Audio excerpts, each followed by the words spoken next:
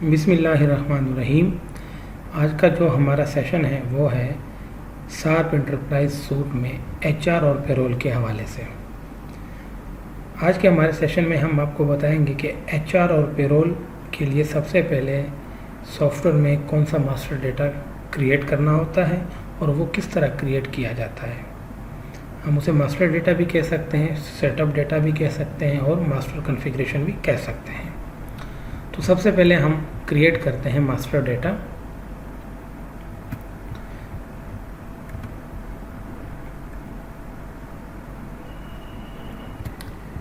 जिस तरह ये डेटा फ्लो डायग्राम आपको स्क्रीन पे नज़र आ रहा है, थोड़ा बहुत हम इस पे डिस्कस कर लें कि सबसे पहले हमारे पास स्टार्ट में दो चीज़ें डिफ़ाइन होती हैं। मास्टर डेटा डिफिनीशन, जो आज के सेशन का हमारा मेन फोकस है, और उसके साथ पॉलिसीज़, और पॉलिसीज़ भी इसी के अंदर आ जाती हैं।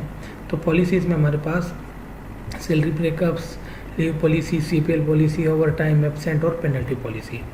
इस तरह मास्टर डेटा डिफिनीशन में हमारे पास master data department designation, section, shift वगैरह और भी बहुत सारी चीज़ें डिफ़ाइन हो जाती हैं। तो आज का जो हमारा मेन मकसद था वो हमारा है master data and policies definition, जो सबसे पहले स्टार्ट। तो सबसे पहले हम आते हैं पेरोल में, एचआर में, और सबसे पहले है अलाउंस एंट्री। जिस तरह के पेरोल, एचआर और अलाउंस एंट्री। अच्छा, हमारे सिस्टम में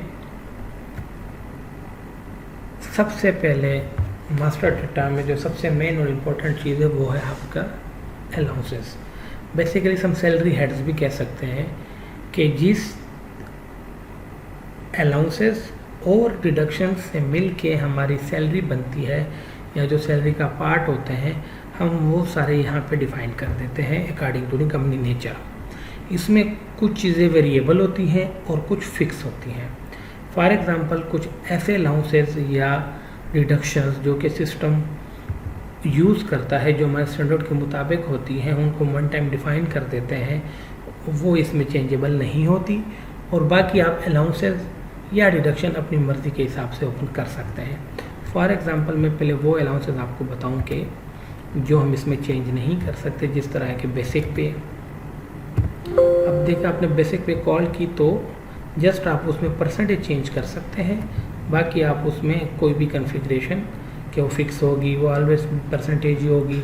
उसके अलाउंस नंबर टोटल अलाउंस में वो कैलकुलेट होगा, उसकी टाइप बेसिक होगी, पहले शो होगी।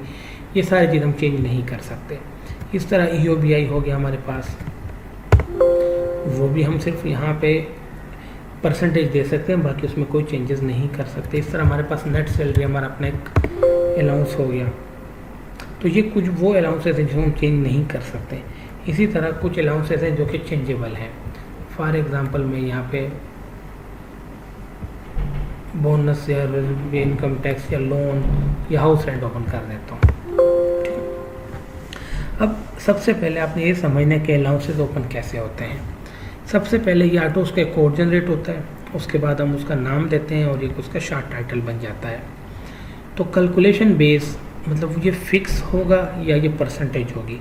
जो अमाउंट मैं यहाँ पे नीचे दूंगा, यहाँ पे वो फिक्स होगी या परसेंटेज कैलकुलेट होगी। उसके बाद इसने किसके ऊपर इसने कैलकुलेशन करनी है, बेसिक पे के हिसाब से इसने वो परसेंटेज निकालनी है या उसने नेट सैलरी या टोटल अलाउंसेस के हिसाब से।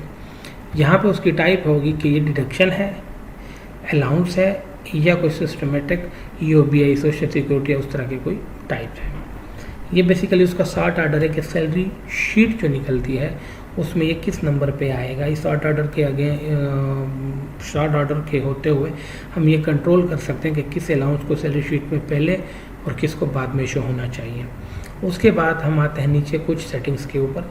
कैलकुलेट इन सैलरी, कि ये सैलरी के पार्ट होगा, सैलरी के अंदर ही कैलकुलेट होगा। कैलकुलेट मंथली, कि ये महीने के डेज के हिसाब से कैलकुलेट होगा या ये ओवरऑल कैलकुलेट होगा, फिक्स होगा महीने के हिसाब से। फॉर एग्जांपल, अगर हमने यहाँ पे 1000 रुपीज़ दिए हैं अलाउंस में, तो अगर उसकी 20 दिन की कैलकुलेशन है तो 20 दिन के हिसाब से 1000 कैलकुलेट होगा या ये फिक्स होगा। इस तरह ये एग्रीड पे है जो आपकी टोटल पे होती है उसका पार्ट होगा या उसके अलावा होगा जो आपका ब्रेकअप होता है। मंथली एंट्री लेवल अगर आप इसको मार्क कर देते हैं तो बेसिकली सैलरी जनरेशन से पहले मंथ एंड पे कुछ अलाउंसेस या डिडक्शन आपको हर मंथली एंटर करनी पड़ती हैं, जिस तरह बोनस एरियर हो गया आपका, कोई डिडक्शंस हो गई, मेस हो गया, कुछ भी जो तब तक आपको क्लियर ही नहीं होती, जो हर महीने भी नहीं होती और जो फिक्स भी नहीं होती। इस तरह अगर उसमें कुछ अमाउंट बचती है, आप कहते हो कि इसमें अगर कोई प्लस माइनस हो तो एडजस्ट भी हो जाए। इस पे टैक्स कैलकुलेट होगा या नहीं होगा, इसने ऐड भी ओवर टाइम, जिस तरह ओवर टाइम होगा वो इसके साथ क्लिक करेगा।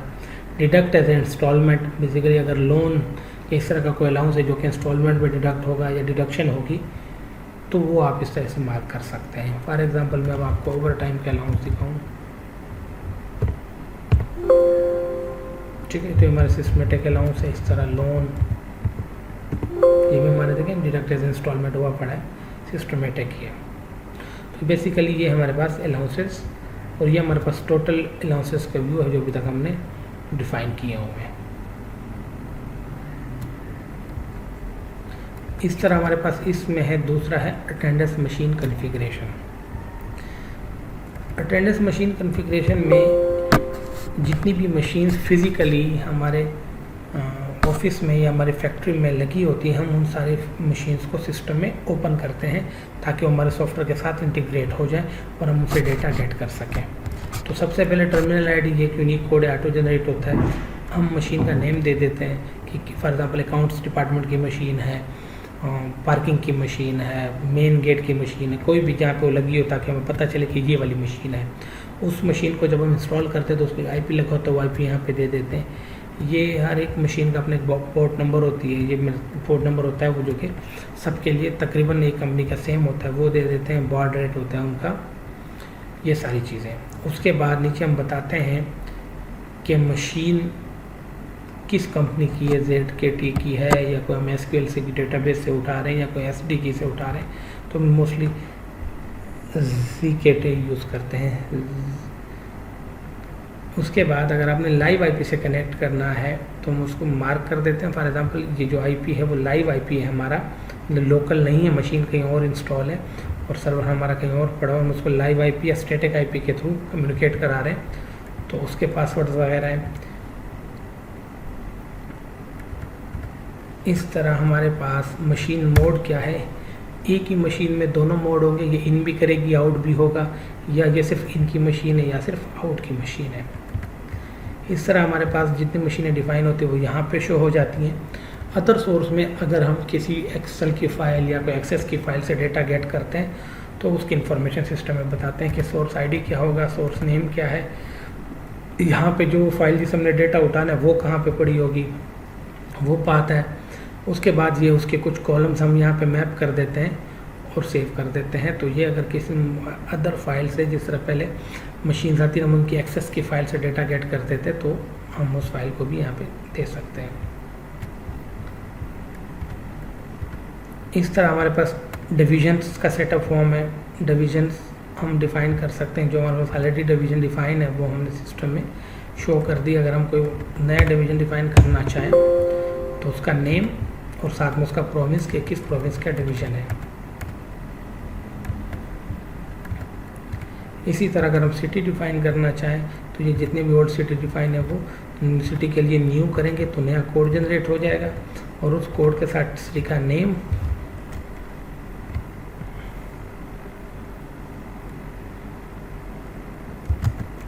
DI खान और डिस्टेंस किलोमीटर जहाँ पर होगा, फॉर एग्जांपल आपकी 12 किलोमीटर है या 122 किलोमीटर है, और district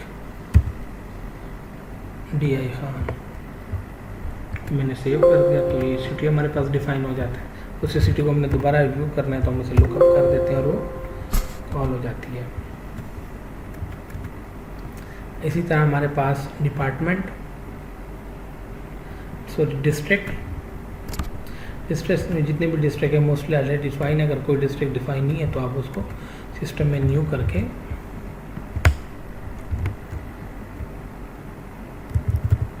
Jhang GH Jhang, for example ये फैसलाबाद डिवीजन का पार्ट है। तो हमने नया डिस्ट्रिक्ट डिफाइन कर लिया। अब हम आते हैं डिपार्टमेंट के ऊपर। ऑलरेडी अगर डिपार्टमेंट डिफाइन नहीं है तो आपने नया डिपार्टमेंट डिफाइन कर सकते हैं। डिपार्टमेंट नेम एडमिनिस्ट्रेशन, और हमने उसको सेव कर दिया।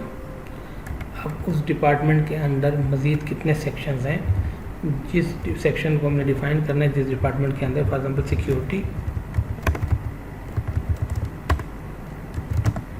डिपार्टमेंट कौन सा, एडमिनिस्ट्रेशन,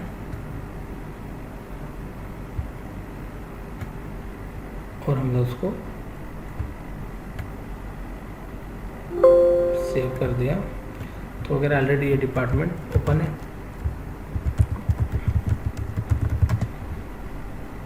डुप्लीकेट ओपन नहीं होता क्योंकि ऑलरेडी ये डिपार्टमेंट बस सिस्टम में ओपन है।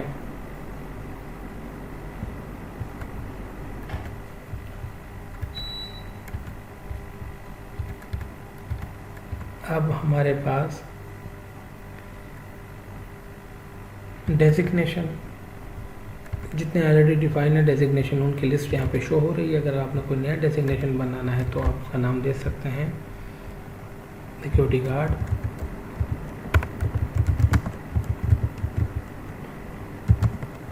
आप उसका ग्रेड भी बता सकते हैं।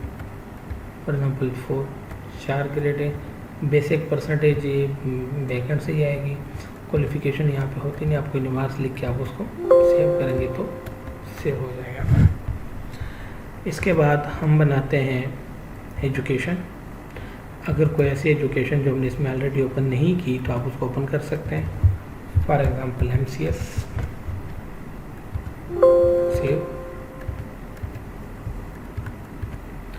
इसी तरह तरीके से एम्प्लॉय सब टाइप, ये तकरीबन हमने सारी टाइप्स ओपन कर दी हैं। Contract, daily wages, permanent, retainee, सीजनी, ट्रेनी, जो भी है। अगर आपने कोई नई टाइप ओपन करनी है तो आप उसको टाइटल देके ओपन कर सकते हैं। जिस तरह ये ट्रेनिंग है हम इसे सेव करते हैं।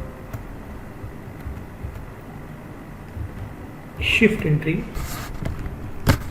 शिफ्ट एंट्री में सबसे जो इम्पोर्टेंट चीज़ है वो ये है कि सबसे पहले शिफ्ट कोड ऑटो जनरेट होता है। शिफ्ट फॉर एग्जांपल टाइटल मैंने जनरल कर दी, जनरल शिफ्ट। उसके बाद मैंने अगर उसको प्योर शिफ्ट मार्क करता हूँ तो ये अगर आप पूरा ERP मेरा यूज़ कर रहे हैं, हमारा यूज़ कर रहे हैं तो as a point of sale shift भी यूज़ होगी। मैं मार्क नहीं करता हूँ तो ये सिर्फ पेरोल HR के लिए शिफ्ट यूज़ होगी। मैं उसकी टाइमिंग बता देता हूँ कि सुबह 7 बजे से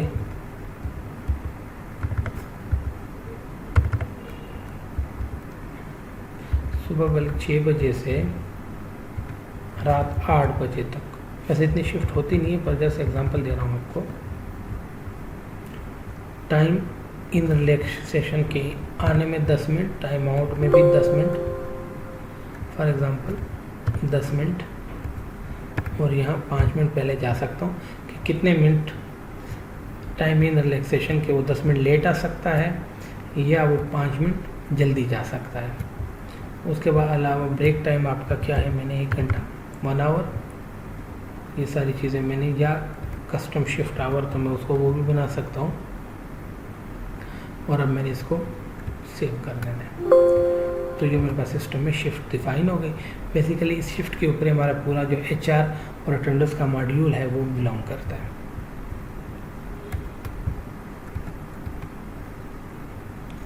शिफ्ट ओपन के बाद हमारे पास मेन फॉर्म है एम्प्लॉय, हम इस पे बाद में आते हैं। सबसे पहले हम ये जो हमारे फॉर्म्स हैं, एम्प्लॉय अप्रूवल, स्ट्रेंथ अप्रूवल, ये सारी चीज़ें पहले डिफाइन कर लें। एम्प्लॉय स्ट्रेंथ अप्रूवल बेसिकली एक मैनेजमेंट का डॉक्यूमेंट है। यहाँ से वो अप्रूवल देते हैं कि किस डिपार्टमेंट के किस पोर्शन या सेक्शन में किस डेजिग्नेशन पे कितने एम्प्लॉई होने चाहिए, उन एम्प्लॉई की सैलरी मैक्सिमम और मिनिमम क्या होनी चाहिए, उसमें वेरिएबल स्ट्रेंथ मतलब जो फिक्स परमानेंट नहीं होते हैं। फॉर एग्जांपल होने कभी होते हैं सीज़न या ऑफ सीज़न, और फिक्स स्ट्रेंथ कितनी होनी चाहिए डिफाइन कर देते हैं। जब हम एम्प्लॉय को सिस्टम में रजिस्टर करते हैं तो हमारा जो अगर कॉन्फ़िगरेशन आपकी ऑन है और ये फॉर्म आप यूज़ कर रहे हैं तो हमारा सिस्टम चेक करता है क्या वो एम्प्लॉय यहाँ से अलाउड है, क्या वो उसी सैलरी में बिलोंग कर रहा है जो उन्होंने यहाँ पे डिफ़ाइन की हुई है, या उसी स्ट्रेंथ के अंदर बिलोंग कर रहा है जो उन्होंने अलाउ की हुई है, तो वो उसको अलाउ करेगा, अदरवाइज उसको रोक देगा। फॉर एग्ज़ाम्पल मैं अकाउंट्स डिपार्टमेंट के अकाउंट सेक्शन की डायरेक्टर के लिए मैंने एक सैलरी रखी है कि 1 लाख से 1,10,000 डेली वेजेस नहीं होगा, उसकी ग्रॉस सैलरी ये होगी। उसके बाद मैंने उसे रखना है परमानेंट, एम्प्लॉय टाइप परमानेंट होगी, एक वेरिएबल होगा और एक फिक्स होगा, और मैं इसे सेव कर देता हूँ।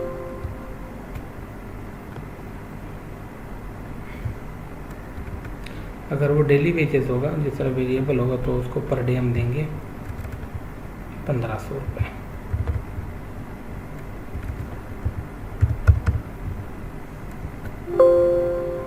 सेव। अब हमारा सिस्टम जब भी आपका ये कॉन्फ़िगरेशन ऑन होगी तो हमारा सिस्टम पहले चेक करेगा कि अगर आप इस डिपार्टमेंट के, इस सेक्शन के, इस डेजिग्नेशन के इन एम्प्लॉय टाइप्स इस स्ट्रेंथ के मुताबिक बंदे हायर करेंगे तो ठीक। फॉर एग्जाम्पल आपने 2 बंदे हायर किए, वो एक्सेप्ट नहीं करेगा। आपने उनकी सैलरी इससे ज़्यादा की तब भी वो एक्सेप्ट नहीं करेगा। आपने किसी मतलब अगर वो यहाँ पे डिफाइन नहीं है तो वो एम्प्लॉय रजिस्टर्ड नहीं होगा सिस्टम में। इस तरह हमारे पास एम्प्लॉय प्रमोशन एंड ट्रांसफ़र है। जिस तरह हमारे पास एम्प्लॉय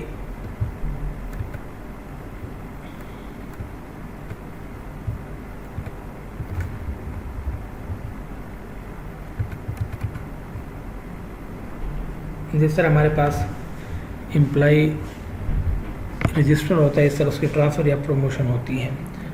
ट्रांसफ़र और प्रमोशन के लिए उसके 2 स्टेप हैं। सबसे पहले हम उस एम्प्लॉय को कॉल करते हैं और उसकी पुरानी इन्फॉर्मेशन यहाँ पे आ जाती है।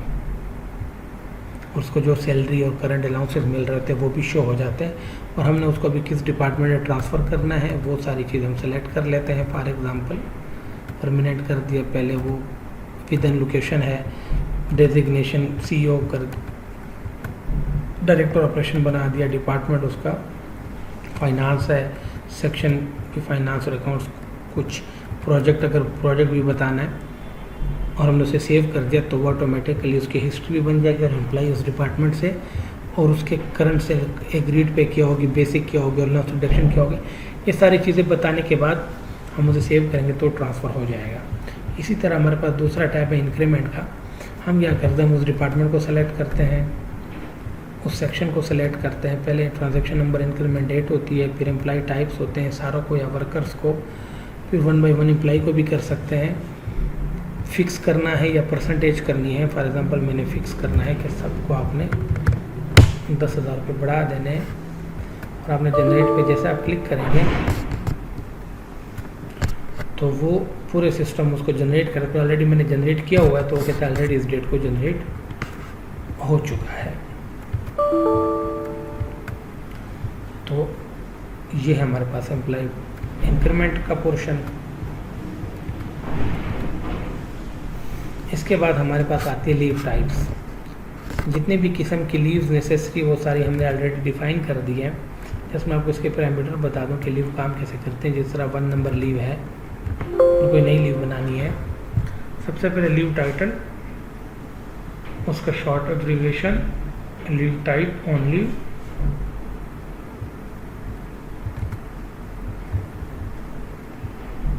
Applied to all. अब इसकी विद पे होगी, इनकैशेबल भी होगी, इंटाइटलमेंट भी हो सकती है, इस पर सेंडल भी अप्लाई होगा, कैरी फॉरवर्ड भी होगी, और मैक्सिमम कितने दिन तक कैरी फॉरवर्ड होगी। उसके अप्लाई कब होगी, ज्वाइनिंग डेट पे होगी, प्रोबेशन पीरियड के बाद होगी, या कस्टमर आपको डेज बता देते हैं। अप्लाई ड्यूरेशन चेक वंस होगा या बार बार वो चेक होगा। फॉर एग्जाम्पल अब यहाँ पे हम ये ओपन करते हैं 6 नंबर। तो ये सारी चीज़ें उस पर ओपन हो जाती हैं। इस तरह ये लीव है, एब्सेंट है, हॉलीडे है, अप्लाइड मेल फीमेल जिस पे भी होनी है, विथ पेएबल, ये सारी चीज़ें दोबारा से हम उसको डिफ़ाइन कर सकते हैं। अगर वो शॉर्ट लीव है तो हम उसको यहाँ से शॉर्ट लीव डिफ़ाइन कर लेते हैं।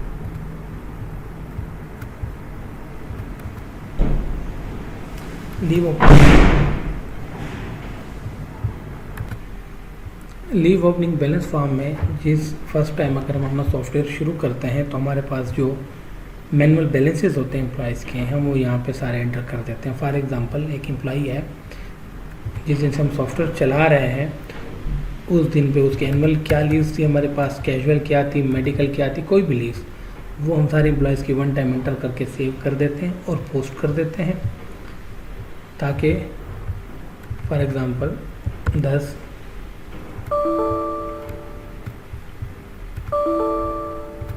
वो कह रहे पहले आप मार्क करो, ठीक है जी,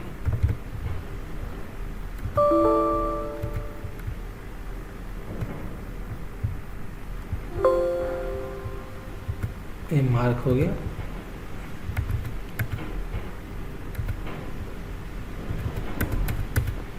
दस और ये 5, उसके बाद मैंने उसे सेव किया। सेव के बाद ये पोस्ट हो जाएंगी, तो ये हमारे पास लॉक हो जाएगा और करंट बैलेंस के पास यही होगा। एग्जाम्पल 1 नंबर, ये पोस्ट।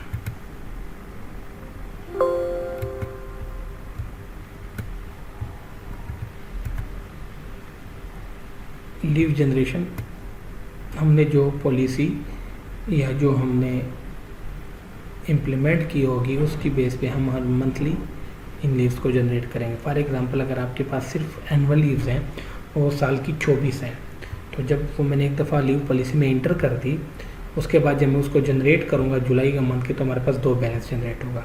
तो ये प्रोरेटा बेस के ऊपर हमारे पास लीव्स जनरेट होती रहती हैं। लीव ट्रांसफ़र यूटिलिटी, 1 साल की जो लीव्स हैं जो कैरी फॉरवर्ड होनी है अगले साल में, उसको हम यहाँ से ट्रांसफ़र करने के लिए जब उसको प्रोसेस पे क्लिक करेंगे तो अगले साल में ट्रांसफ़र हो जाएंगे। इसी तरह हमारे पास हॉलीडे शेड्यूल है। फॉर एग्जाम्पल मैं वीकेंड उसको बताता हूँ कि मेरे पास संडे का दिन वीकेंड है और सैटरडे भी वीकेंड है, तो मैं सेव कर देता हूँ। तो ये उस पीरियड में जितने भी संडे और सैटरडे हैं उनको एज ए वीकेंड मार्क कर देता है, और अटेंडेंस रजिस्टर में जिस दिन इन दिनों में अगर एम्प्लॉय अटेंडेंस नहीं लगाता तो सिस्टम बाय डिफ़ॉल्ट उनको एज ए वीकेंड मार्क कर देता है। इस तरह मैं हॉलीडे भी यहाँ से मार्क कर सकता हूँ कि फॉर एग्ज़ाम्पल 27 से 30 तक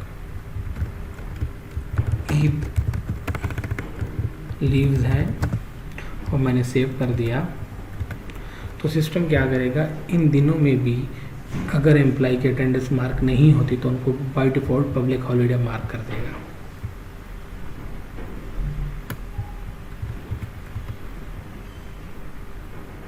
लीव पॉलिसी जिस पर हम अभी डिस्कस कर रहे थे कि जब हम लीव जनरेट करेंगे तो हम बताएंगे हमारे पास एनुअल कितनी लीव्स हैं, उनमें मेडिकल क्या है, सिक लीव क्या है, मैटरनिटी हॉस्पिटल, जो भी आपकी पॉलिसी हम वो एंटर कर देते हैं और उस पॉलिसी का नाम दे देते हैं और सैंडविच उस पर अप्लाई होना है या नहीं होना, सिर्फ हॉलीडे पे होना है या पब्लिक हॉलीडे, दोनों पे होना है, और उसके बाद हम उसको सेव कर देते हैं। तो हमारे पास लीव पॉलिसी बन जाती है।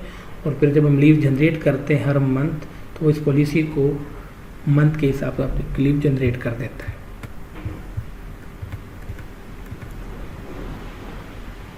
इसी तरह हमारे पास ओवर टाइम पॉलिसी है। ओवर टाइम पॉलिसी के लिए हम उसका नाम लिखते हैं, for example title over time. अब बताते हैं कि ओवर टाइम कैलकुलेट किस पे होगा, बेसिक पे के ऊपर होगा या एग्रीड के ऊपर होगा। नॉर्मल रेट क्या है, 100% है। हॉलीडे रेट भी, तो अगर हॉलीडे के दिन वो ओवर टाइम लगाएगा तो 2 गुना होगा, वरना वही नॉर्मल होगा। और अगर पब्लिक हॉलीडे है तो फिर हम 300 गुना कर देते हैं। मिनिमम कम से कम अगर 30 मिनट का ओवर टाइम करेगा और मैक्सिमम वो आपके पास 4 घंटा का ओवर टाइम कर सकता है। उसके बाद कैलकुलेट ऑन शिफ्ट आवर में 8 घंटों के हिसाब से पर आवर का रेट निकलेगा, या अगर आप उस पर नहीं निकालते तो कस्टम आवर्स पे देते हैं कि 6 घंटों के हिसाब से उसका ओवर टाइम का घंटा कैलकुलेट हो, पर आवर कैलकुलेट हो। उसको हमने सेव कर दिया। सेव के बाद हम इसको करते हैं पोस्ट, और ये ओवर टाइम की पोस्ट के बाद हम इसे करते हैं एक्टिवेट, और हमारी ओवर टाइम की पॉलिसी एक्टिवेट हो गई। अब जब दूसरी पॉलिसी बनाएंगे तो पहले वाली ऑटोमेटिकली डीएक्टिवेट हो जाएगी, और जो दूसरी वाली होगी वो एक्टिवेट हो जाएगी।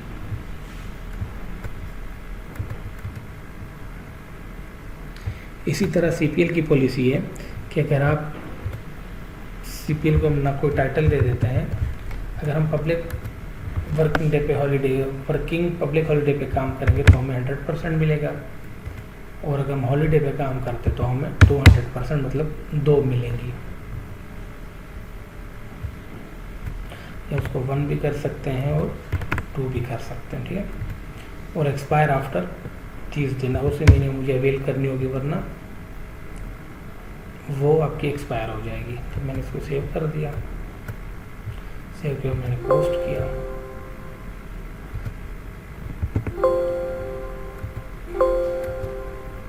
पोस्ट के बाद एक्टिवेट, तो मेरी ये पॉलिसी एक्टिवेट हो गई। अगर पब्लिक हॉलीडे के दिन में अटेंडेंस मेरी हाज़िरी होती है और मैं प्रेजेंट होता हूँ तो मुझे उसके बदले 1 छुट्टी मिलेगी एक्स्ट्रा, और अगर हॉलीडे के दिन होता हूँ तो मुझे 2 छुट्टियाँ मिलेंगी।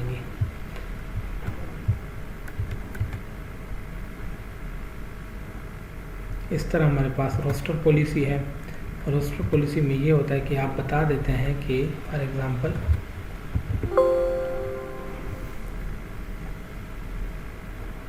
ये जो शिफ्ट है, ए शिफ्ट ऑटोमेटिकली बी शिफ्ट में कन्वर्ट हो जाएगी, और बी शिफ्ट ऑटोमेटिकली जर्नल में चली जाएगी।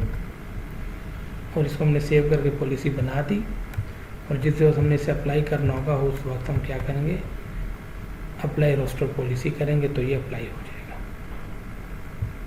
इसी तरह हमारा पेनल्टी पॉलिसी है। पेनल्टी पॉलिसी में हम बताते हैं कि लेट कमर पेनल्टी, सबसे पहले डिफ़ॉल्ट में कि जो बंदा 3 दिन लेट कमर आएगा उसका 0.5 लीव कट जाएगी।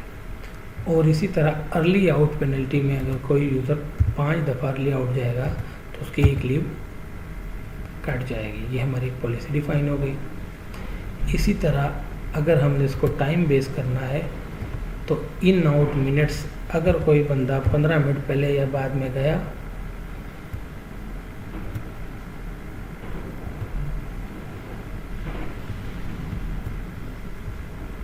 ये हमारी पॉलिसी, और इसको हम क्या कर देते हैं सेव, और सेव के बाद ये पोस्ट।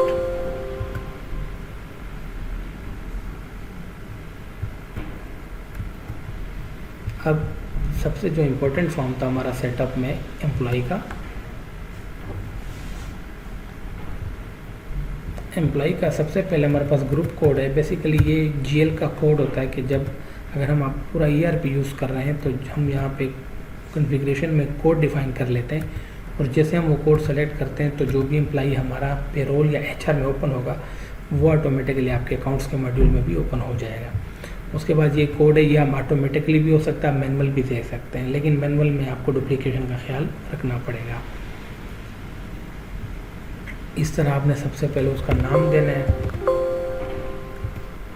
फॉर एग्जांपल नेम दिया आपने, ये उसका ओल्ड कोड, उसका CNIC भी आप दे सकते हैं। इसी तरह उसका ब्लड ग्रुप कौन सा है, जेंडर क्या है, इमेज आप कोई भी लगा सकते हैं साथ में, फादर नेम क्या है, ये मशीन कोड, जिस नंबर पे मशीन में रजिस्टर्ड है वो यहाँ पे कोड, और इसी की कोड के ऊपर ये इसकी अटेंडेंस गेट करेगा। फैमिली नंबर क्या है, एप्लीकेशन नंबर क्या है, कोई रेफरेंस नंबर है, कोई प्रोजेक्ट के लिए आपने हायर किया है। ये हमारे पास पर्सनल इन्फॉर्मेशन है कि मटेरियल स्टेटस मैरिड है या अनमैरिड है, डेट ऑफ बर्थ क्या है,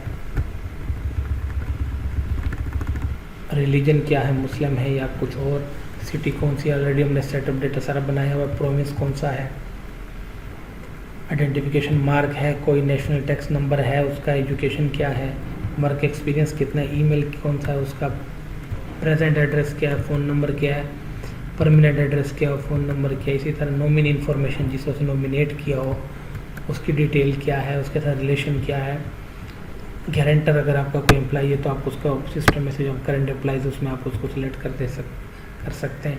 इसी तरह अब आते हैं सेकंड टैब में जॉब प्रोफाइल के ऊपर। जॉब प्रोफाइल में सबसे पहले है डेट ऑफ ज्वाइनिंग, आपने ज्वाइनिंग बतानी है। अगर वो एम्प्लॉय टर्मिनेट या रिज़ाइन होने तो इन दोनों में से कोई एक सेलेक्ट करके आपने उसकी टर्मिनेशन या रिज़ाइन की डेट बतानी है। इस तरह उसने रिपोर्ट किसको करना है, किस डिपार्टमेंट में है, उस डिपार्टमेंट का सेक्शन कौन सा है, किस डेजिग्नेशन पे एम्प्लॉय रजिस्टर या हायर हो रहा है, ग्रेड कौन सा है उसका, किस शिफ्ट में उसने ड्यूटी करनी है, स्टाफ है या वर्कर है, कॉन्ट्रैक्ट है, अप्रेंटिस, परमानेंट, क्या टाइप है उसकी, कैटेगरी आप उसको लगा सकते हैं अपने हिसाब से, स्किल लेवल क्या है, मीडियम है, अटेंडेंस स्टेटस क्या होगा, एम्प्लॉई ही होगा, मतलब किसी एप्लीकेशन के थ्रू उसकी अटेंडेंस नहीं होगी, खुद ही अटेंडेंस लेगा। अटेंडेंस लोकेशन भी आप उसे बता सकते हैं अगर वो सेल्फ एम्प्लॉय ना हो तो। इस तरह फिर पेमेंट मोड की इन्फॉर्मेशन है कि बैंक है, कैश है, अगर बैंक होगा तो अपने अकाउंट नंबर भी देना है और साथ में बैंक ब्रांच भी बतानी है और ब्रांच नेम भी बताना है। इस तरह ये जो वर्किंग टाइम है ये हमने हैंडल कर लिया है हमारे पास शिफ्ट के ऊपर। अब यहाँ से हमने उसके कुछ पैरामीटर सेलेक्ट करने हैं कि जनरेट सैलरी उसकी होनी है, यस होनी है, CPL अलाउ है जी, बिल्कुल अलाउ है, लेट अलाउ है नहीं, लेट नहीं है अलाउ, राशन के लिए एलिजिबल है नहीं है एलिजिबल या एलिजिबल है मार्क करेंगे। जनरेट सैलरी स्लिप, उसकी सैलरी स्लिप जनरेट होनी चाहिए, उसको ओवर टाइम अलाउ है या नहीं है। स्किप रोस्टर पॉलिसी, उसके ऊपर रोस्टर पॉलिसी अप्लाई नहीं होगी। जिन एम्प्लॉइज़ की शिफ्ट चेंज नहीं होती, फॉर एग्जाम्पल हेड ऑफिस या जो आपके वर्क स्टाफ होते हैं तो उन पर अप्लाई नहीं होती, सिर्फ वर्कर या बाकी जो लेबर के ऊपर होती है, तो इसलिए हम उसको भी स्किप कर सकते हैं। जिन ग्रेजुएटी अप्लाई होनी है, प्रोविडेंट फंड है उसका नहीं है, एब्सेंट पॉलिसी उस पर अप्लाई होनी नहीं होनी, उसको ईमेल से रिसीव करनी है, ये सारे पैरामीटर हम यहाँ से चेक कर सकते हैं। उसके बाद बारी आती है अलाउंस और डिडक्शन की। जिस सैलरी पर हम उसे यहाँ पर रख रहे हैं, अगर ये हमने पहले से बेसिक डिफाइन की हुई है रूल, तो उस हिसाब से सिस्टम उसकी सैलरी डिफाइन कर देता है। जिस तरह हमने 100% वैसे रखी है, अदरवाइज़ आप मैनुअल भी 1/1 से सारे अलाउंसेस और डिडक्शन सेट कर सकते हैं। यहाँ पे आप उसके अलाउंसेस सेट कर सकते हैं। यहाँ पे फॉर एग्जाम्पल मैं डिडक्शन सेट कर सकता हूँ 10,000 रुपये मैं उसका टैक्स का काटूँगा, तो मैंने उसको बता दिया। हाउस रेंट भी उसका मैंने डिडक्ट करना है 5,000 4,000, तो मैनुअल भी मैं सारी अलाउंसेस और डिडक्शन सेट कर सकता हूँ। या वन टाइम जो मेरी कंपनी की पॉलिसी है वो मैं अलाउंसेस वाली विंडो में सेट कर दी, जो पहले मैंने आपको बताई है, तो ऑटोमेटिकली खुद ही अप्लाई हो जाना है। उसके बाद मेरे पास इंश्योरेंस की डिटेल देखें, हेल्थ इंश्योरेंस है उसका नंबर क्या है, कैटेगरी क्या है, अगर लाइफ इंश्योरेंस है तो उसका नंबर और कैटेगरी और अमाउंट कितनी है, सोशल सिक्योरिटी है तो नंबर क्या है, OPD नंबर कौन सा, EOBI है तो नंबर क्या है। ये सारी डिटेल देने के बाद डिपेंडेंट की डिटेल है कि डिपेंडेंट नेम, रिलेशन, उसकी जो भी प्रॉपर्टीज़ हम यहाँ पे डिफाइन करके उसको सिंपल हम करेंगे सेव। सोशल सिक्योरिटी मैंने सेलेक्ट की तो नंबर मांग रहा है, रिकॉर्ड सेव। यहाँ से हम उसको प्रिंट भी कर सकते हैं, एम्प्लॉय लेटर भी प्रिंट कर सकते हैं, एम्प्लॉय कार्ड भी प्रिंट कर सकते हैं। ये एम्प्लॉय इंफॉर्मेशन हो गई। यहाँ से हम एम्प्लॉय कार्ड भी प्रिंट कर सकते हैं। अगर आपने तस्वीर दी हुई है तो उस तरह का आइडेंटिटी कार्ड प्रिंट हो जाता है, उसकी इन्फॉर्मेशन आ जाती है। ये एक लेटर आपकी प्री फॉर्मेट होता है, उसके ऊपर डिटेल आ जाती है। तो ये सारी चीज़ आप यहाँ से कर सकते हैं। तो आज का सेशन हमारा इतना ही। हम मज़ीद सेशंस में हम आपको फर्दर बताएंगे, जिस तरह कि आज हमारे सेशन में मास्टर डेटा और पॉलिसीज़ डिफिनीशन होगी। नेक्स्ट सेशन में हमारे पास होगा टाइम लेबर, अकाउंट्स और रिपोर्ट्स। शुक्रिया।